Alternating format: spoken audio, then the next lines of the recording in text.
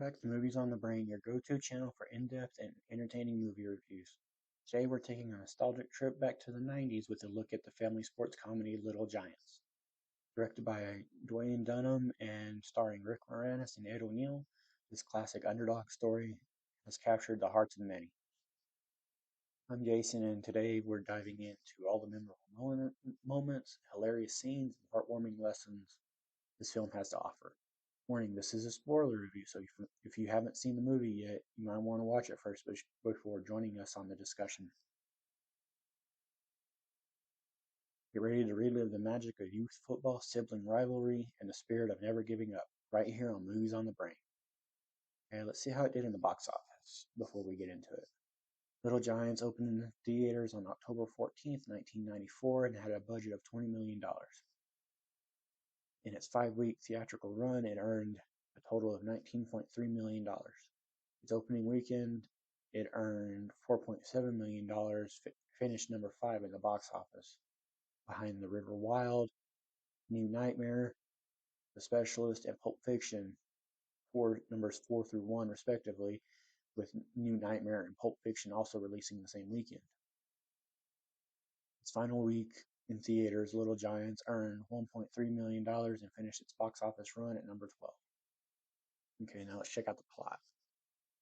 In the fictional town of Urbana, Ohio, Danny O'Shea has always lived in the shadow of his older brother Kevin, a Heisman Trophy winner and local football hero.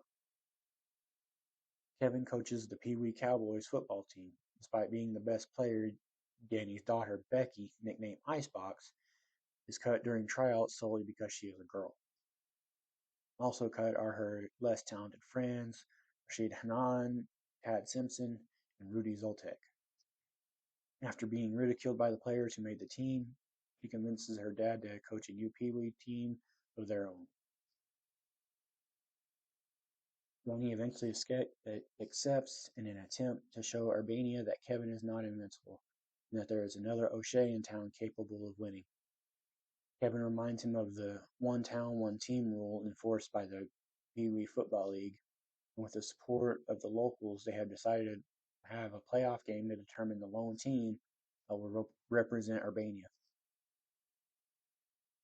Alongside Becky, Hannon, Tad, Rudy, and Newbie, the boy who becomes an assistant coach, Danny gathers other children that were given a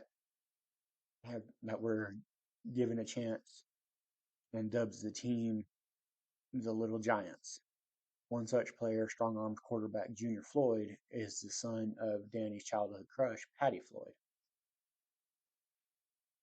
Two old-timers, Orville and Wilbur, encourage the rivalry between Danny and Kevin, reporting to them that a new star player, Spike Hammersmith, has just moved to Urbania. Danny recruits him by tricking his father Mike into believing he is the famous Coach O'Shea. However, Spike refuses to play on a team with the girl. The deception is later discovered and he switches over to Kevin's team. Kevin also encourages his daughter to become a cheerleader and later tells Becky that a quarterback will want to date a cheerleader, not a teammate. Believing it is her best chance to win over Junior and feeling exploited as her father's best player, she decides to quit the Giants and pursue cheerleading. Just as Danny's team starts to lose hope, a bus arrives carrying NFL stars John Madden, Emmitt Smith, Bruce Smith, Tim Brown, and Steve Empman. They teach the kids about football, inspire them to believe they can win. The day of the game, Kevin goads Danny into making a bet. If Danny wins, he gets Kevin's Chevrolet dealership. If Kevin wins, he gets Danny's gas station. Facing a 21-point halftime deficit, the Giants' spirits are lifted when Danny gives them a speech, inspiring them to each remember a time when they had a unique accomplishment.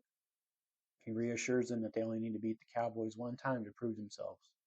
With this, they begin to play better and make a comeback. Realizing that Junior is the main threat to the Cowboys, Mike Hammersmith orders Spike to take him out of the game. Spike injures Junior by spearing him with his helmet after the whistle, leading Kevin to reprimand Mike for his son's unsportsmanlike conduct. Witnessing the attack on Junior from the sidelines, the enraged Becky drops her pom-poms and suits up for the game. She makes an impact when she forces a fumble after a hit on Spike. In the game's closing seconds, with the score tied at 21, the Giants make a goal line stand when Becky stops Spike. With time remaining for one final play, their offense steps back onto the field and uses the play Newby calls the annexation of Puerto Rico, inspired by Tom Osborne's Fumblerooski. The play includes 3 different ball carriers utilizing the hook and lateral from Zoltek to Junior and finally to Berman, who scores the Giants' 99-yard game-winning touchdown. Afterwards, Danny suggests that rather than having the Giants solely represent Urbania, they should merge with the Cowboys so that both he and Kevin can coach the team. Danny and Patty rekindle their childhood romance. He also decides to not hold Kevin to the prior bet on the stipulation that the town water tower be changed from the home of Kevin O'Shea to home of the Shea brothers, reflecting a much earlier promise that Kevin made to Danny from their childhood. Now let's check out the cast and some of their other roles they've had. Rick Moranis as Danny O'Shea. Other roles for Rick Moranis include Rut and Brother Bear, Barney Rubble in 1994's The Flintstones, and David Leary in Big Bully.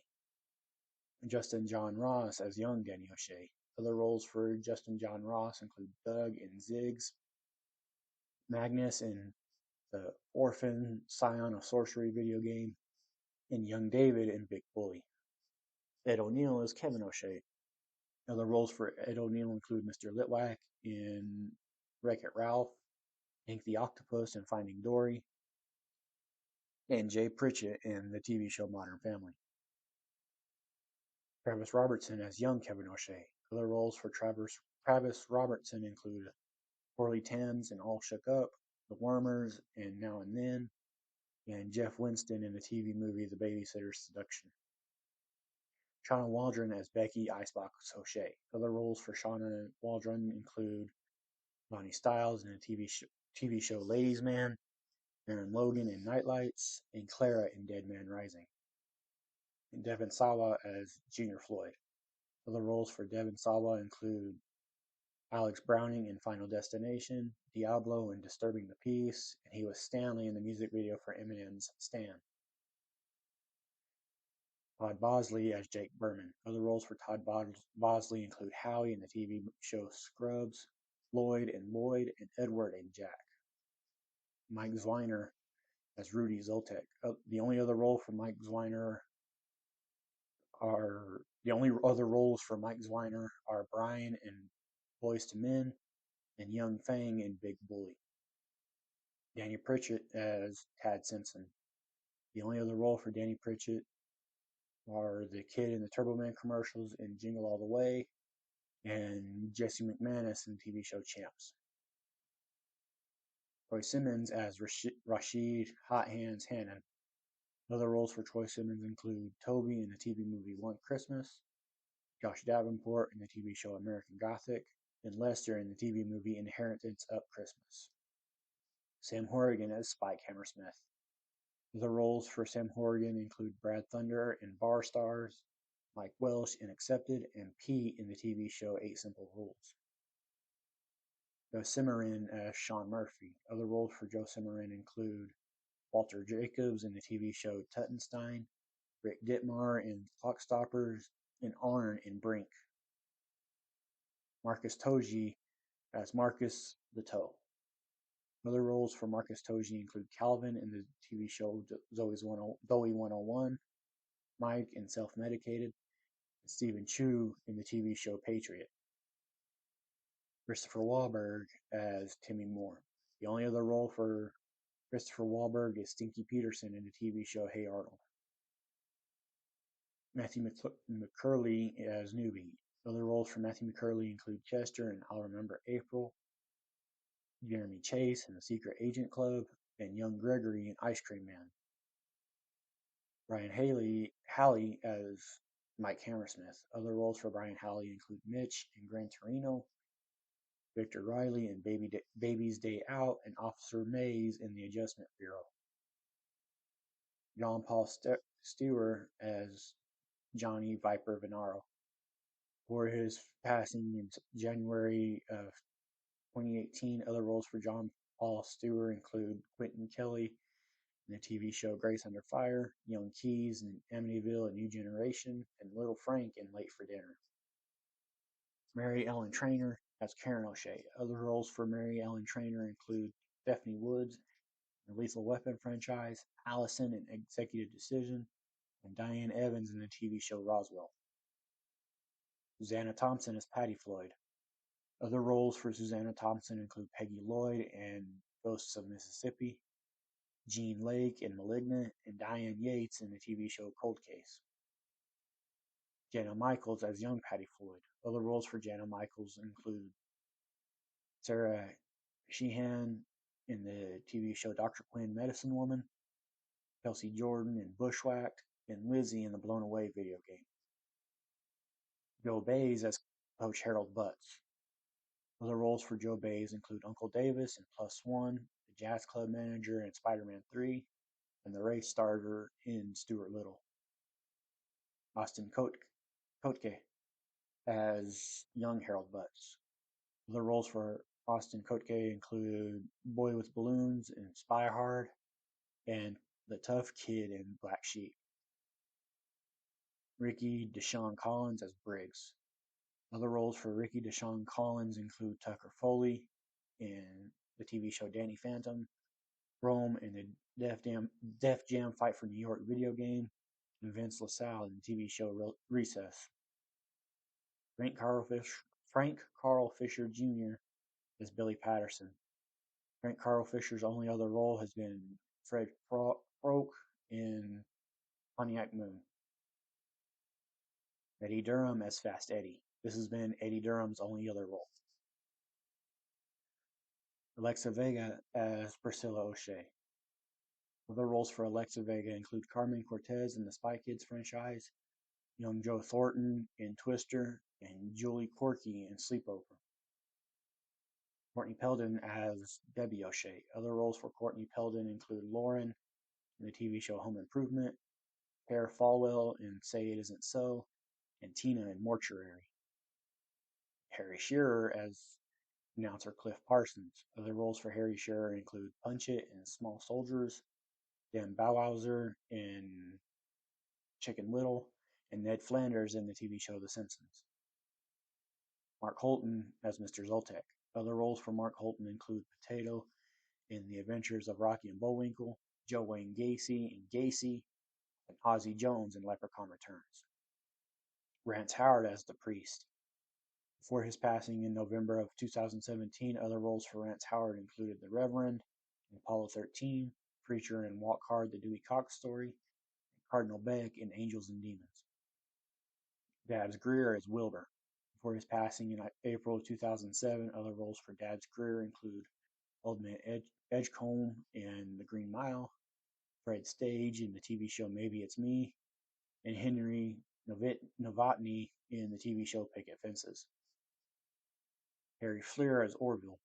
Before his passing in October of 1994, other roles for Harry Fleer include Sam in the St.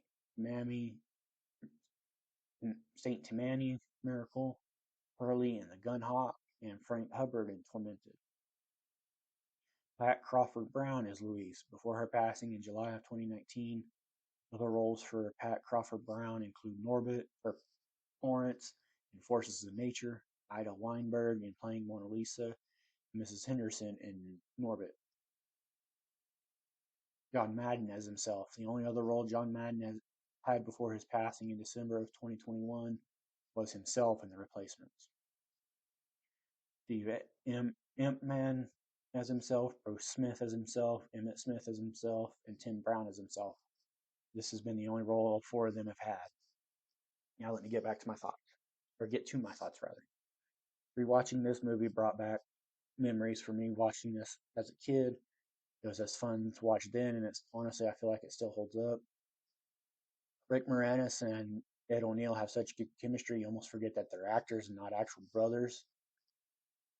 Kids all did great in their roles as well. It's wild to think that Devon Sawa, that plays Junior Floyd in this, has Played three different characters in the Chucky series as of me recording this anyway.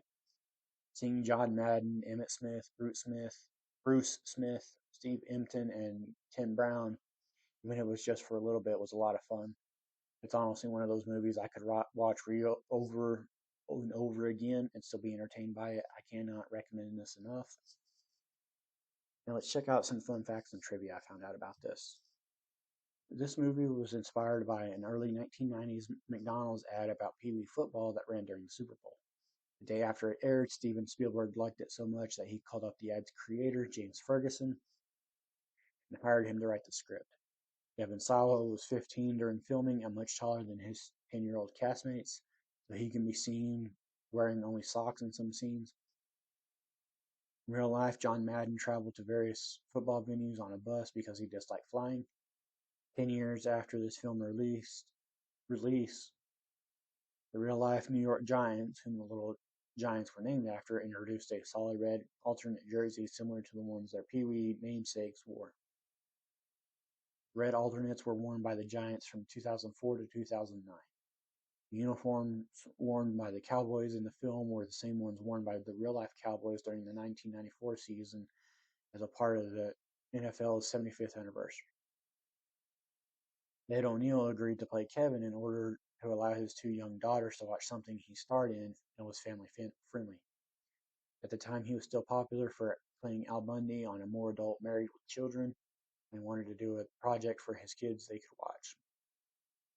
He was offered this movie he wholeheartedly accepted. His children were also fans of Rick Moranis' Honey, I Shrunk the Kids and Honey, I Blew Up the Kids, so he also jumped at the opportunity to work with Ty Moranis. Gary Busey and Randy Quaid were originally cast as the lead. Kevin O'Shea is loosely based on writer Jim Ferguson's high school football coach Ed Pettit, who had a contract with the Dallas Cowboys before a career-ending knee injury. When Jake shows up in the garage with his mom, she implies he is an only child. However, later in the huddle, he implies he has a sister. There were plans to do a sequel, which never materialized. Danny O'Shea was originally written as a widower, but Rick Moranis ultimately cast in the role. It was changed that his wife left him. This was changed because Moranis' wife passed away in real life in 1991. The screenwriters did the change out of respect for the star. Actor Jonathan Boak was originally cast to play the role of Junior and shot for several weeks with the main cast before being replaced by Devon Sawa. Devon Sawa had just finished filming Casper, was personally suggested by Steven Spielberg. Alexa Penavega and Sean Waldron's film debut. This was the final film from Myron Healy. The diner is named the Coffee Cup Cafe after the real-life Coffee Cup Cafe in Hico, Texas, where writer Jim Ferguson grew up.